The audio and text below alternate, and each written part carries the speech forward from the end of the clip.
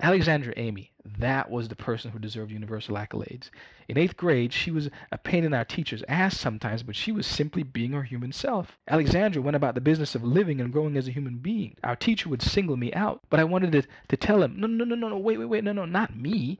Look at her. She's the real brain in the class. She was articulate, inspiring, brilliant, and unafraid to show it. What the fuck did I ever say to inspire people? What did all the ideas in my head matter if I couldn't get them out? I mean, wasn't action worth a whole lot more than words and thoughts? I mean, when was the last time I defended a belief? You know, when you defend it, you're proving its real value to you. No one knew me, and I refused to let anybody inside. See, people at Bethune try to help, though. Mr. Zukar, he was the sweetest teacher. In 8th grade, he stayed after school and gave us pointers for the specialized high school entrance exams.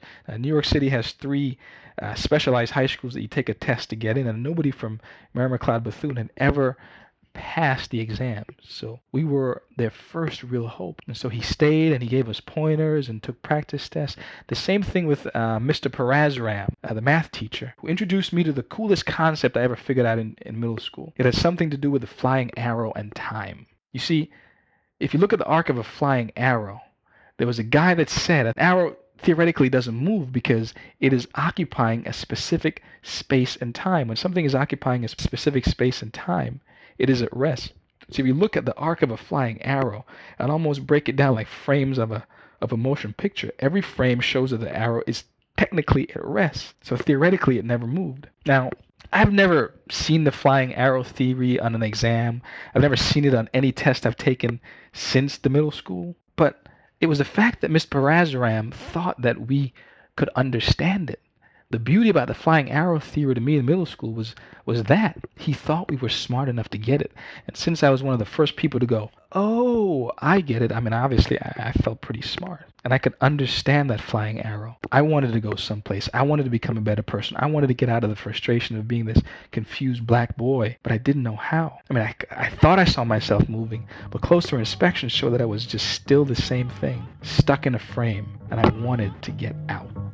Sip the juice, I got enough to go around, and the thought takes place uptown. I grew up on a sidewalk while on street talk, and then taught to Hawk, New York. I go to Queens for Queens to get the food from Brooklyn. Make money in Manhattan and never Mr. been. Vernon Matthews was English teacher, disciplinarian, friend, father, confidant to just about everybody who came in contact with him. He was the most gifted teacher in the school and the best one I've ever seen. He taught my 7E1 and 81 classes. Yep, I finally made it to the E classes. And just about every day he'd yell out, I'm leaving all of you. I'm not coming back to this place next year.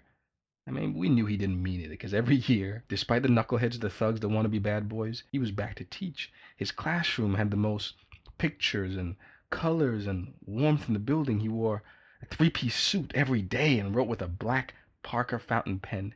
He carried himself very dignified and would interject some Shakespearean soliloquies in the middle of just about anything. Took no bullshit from nobody. Even the thugs, the ones who got the other teachers all riled up, they'd listen to Mr. Matthews.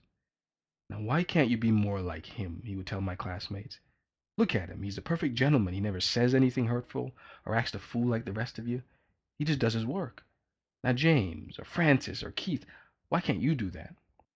Now, I knew why my friends couldn't be like me because they were kids. They were normal, and I wasn't. I was some sort of scholastic machine working for the good of the building and never for myself. I didn't want to disappoint Mr. Matthews or the deans or anybody else who would come to expect so much from me. School became a job, and I didn't want to mess up. I couldn't mess up because I'd be disappointing so many people. I started hearing a voice inside me, and the more I went through middle school, the more this voice started to grow and change the way I was changing. And since I didn't talk to a whole lot of people, I started having conversations with this voice. The voice would say, everybody messes up. not me. I can't mess up. All those teachers telling you you're going to be a leader someday. I mean, I think that's blowing your head up, huh?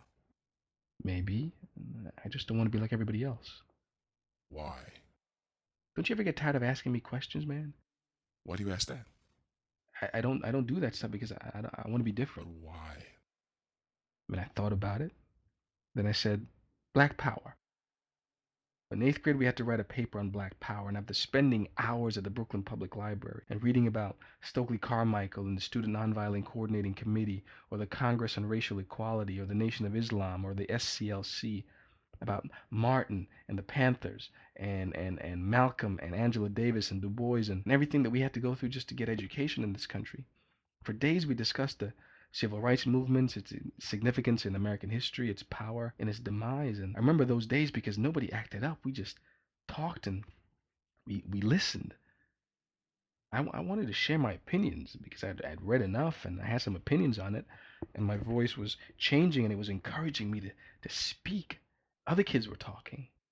Why can't you talk just like they talk? You don't have any opinions? I have opinions, man. You know I have opinions. Well, if you valued them, you wouldn't be afraid to sound them out. Let me speak, man. When was the last time you shared me? When was the last time you sounded this voice out? Never. Not at school, certainly not at home. You know why your friends have opinions? Because they talk. I talk to people, man. You know that. I talk to people. I mean, how can I play football if I don't talk to anybody? Football. Football. Do you stay out there and talk to the kids on the block, after the football games? Because I got homework to do. They got homework to do too, man. But I have a standard to keep. You know what? You're afraid. I felt my insides tear ever so slightly. You're afraid to fail something. No, I just don't want to. I don't want to. You're afraid to fail, aren't you? They say I talk like a white boy. Come on, man. You were living in New Jersey, in a little white town in New Jersey for a year. And they made you go to a speech therapist at school. How are you supposed to talk? I'm different. I don't have the clothes or the games or the money. I hate my life. I hate walking into that house and hearing them argue. And my voice, he heard something there, something from deep inside. It's not your fault, I know that, man. I know. I'm old enough to know that now, but I can't stop worrying. Every time I hear a voice rise up higher than it should, or if something drops on the floor, I cringe like a scared little boy. I know. Then why you asking me? Who else is gonna ask you?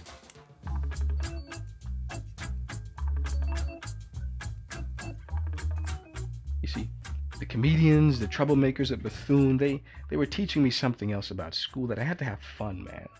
There's a lot to be learned outside the textbooks, No matter how much control the administration tried to clamp on the less disciplined, kids were going to be kids. Even after the principal painted a yellow line down the middle of the hallway and tried to enforce a policy where students had to exit their rooms and walk to the next class without crossing the line, kids were going to cross. They were going to cross to fight, to yell, to kick and kiss and carve out a sense of self. They were going to cross because they wanted to let their voices out. Human development refuses to be stopped. In middle school, it can't be stopped. In a poor Black and Latino middle school, it should not be stopped.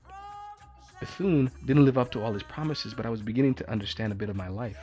Despite the fights and the posses and the blatant fear factor surrounding the building, we made it through. And even though I didn't kiss a girl or go out or didn't participate in all aspects of, school social life, I paid attention and studied life every day. Looking on was life to me. At 14, I became a very perceptive observer of life.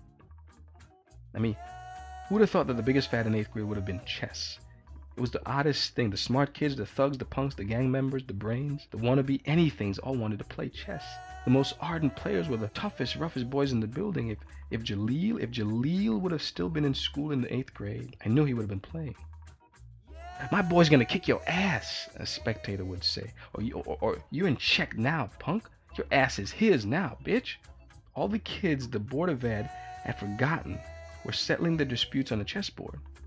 Kids were buying boards at Woolworth and bringing them to school. This whole scene blew my mind, because chess, it presented the first extended glimpse into the dying destiny of my brothers and sisters. I started to envision the power Stokely Carmichael rallied about when I saw kids who didn't believe in themselves in math class studying one of the most complex mind games man had devised. They all had potential. We all had potential in middle school. Every single one of us has the gift to understand something, to enjoy anything, to do whatever. And I saw this with my disbelieving eyes. Initially, it was irritating because chess took a lot of the kids who would play football with me at lunch, but it was okay because I saw something bigger unfolding. Go on, black man. Play your chess. Go on, black man. Heave out your chest. Go on, black man. Open up your vest. Go on, you super black man. Show me your bet.